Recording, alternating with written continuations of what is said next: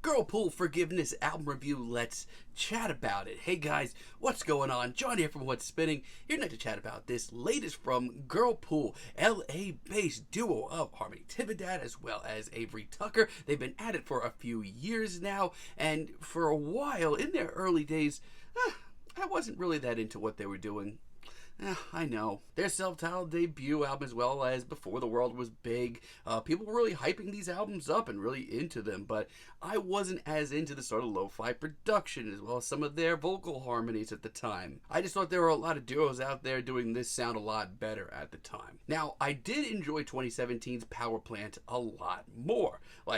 A lot more, especially, some of the heavier tracks, some of the more guitar-driven tracks. The title track, Sleepless, Your Heart, these were all jams. I thought that they were really onto something. But for me, I thought they really stepped up their game with What Chaos Is Imaginary. Like I said, with Power Plant, it was the more guitar-driven tracks that I was really into, and we got a lot more of those on What Chaos Is Imaginary. Hell, Lucy's was one of my top 25 singles of the year. Now, this duo has always sort of shifted their sound a little bit with every album, and that's fine. We love, maturation, experimentation, all of that.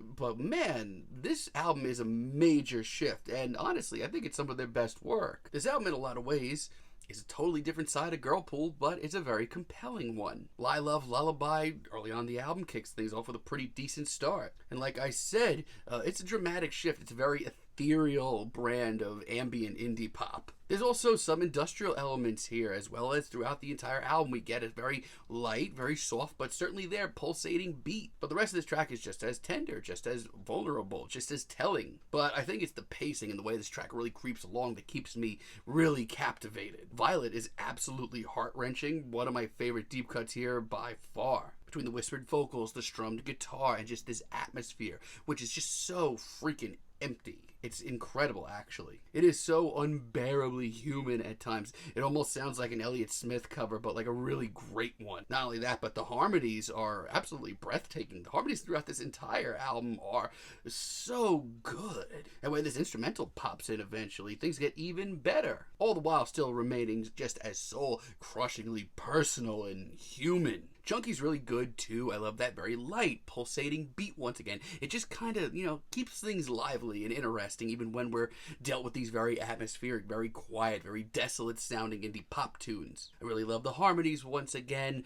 No pun intended harmony. But it's once again incredibly raw, so visual as well, incredibly commendable. I love so much of this. Dragging My Life Into a Dream is one of the earliest singles that really caught my ear. It's so breezy, so warm, so silky, but it also has a sort of pissed off attitude that comes off at times. It's angsty in this album's own way, and I love that. But the really great dual vocals are here once again. The production's so lush. It's just so raw once again. I'm really, really enjoying so much of this album, and I'm so happy that I am. The only issue that I have here is I think they bite off a little more that they can chew, and they don't really stick the landing, because there's some tracks later on in this album that are just so rough. And I have to say, Nothing Gives Me Pleasure was easily my least favorite single leading up to this. On an album that is so unbearably tender at times, this is a low point. I mean, it's beautiful and it's heartfelt, and their hearts are certainly in the right place. But I can tell you 7 other tracks here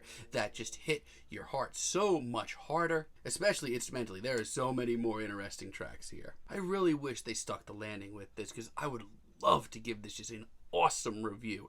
But then I hear tracks like Butterfly Bullet Holes, and it's just so average. This has been an album that is so cram-packed, jam-packed with emotion and personal stories and visual storytelling. Incredible coming-of-age tracks.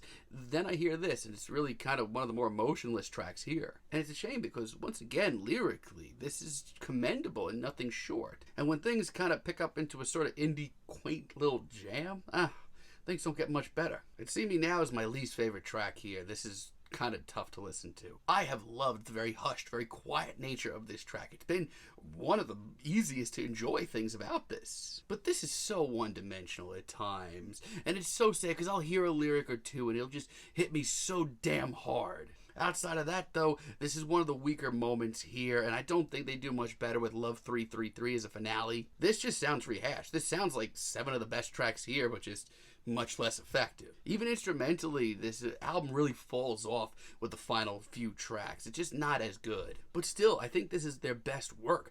Faultline is the best track here. It made my jaw drop since I first heard it. This is an incredibly telling visual ballad once again. But between the very glitzy production, the sort of 80s synths that come in and out, and the sheer emotional weight of the storytelling here, it is absolutely nuts. We also get some really nice surprises late in the album too, some wild experimentation. Like, I know that I keep going on and on about the harmonies on this album, but Light Up Later, the first minute is just breathtaking. This is the sound that I love to hear the best. It's sort of a darkened synth pop, once again with a very pulsating beat in the background. But between that and the vocals and the hazy atmosphere, it's a knockout. God, this has been a very hazy week on this channel. Then we have Country Star. What even is this? This is a hard left turn. This is grisly. This is unapologetic, and it is awesome. Between the subtle beat and the industrial synths floating through the background, it's gnarly. Like, it's very memorable. I'd love to hear them push out into this even more. And Afterlife is such a late album gem. It's one of the most immediate and accessible tracks here. I mean, that booming beat that we get here, it's pretty loud,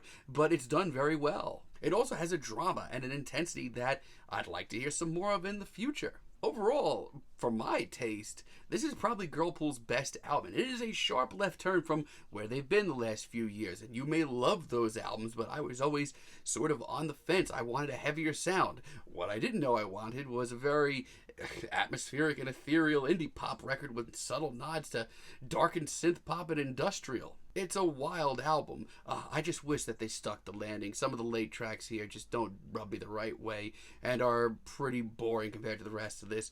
But still, I struggled not to give this album an 8. But for now, I'm feeling a very strong 7. But let me know what you guys think down below. If you liked the video, be sure to give us a like, give us a subscribe, and let me know down below what you would like for me to chat about in the future. Until next time, have a great day, guys.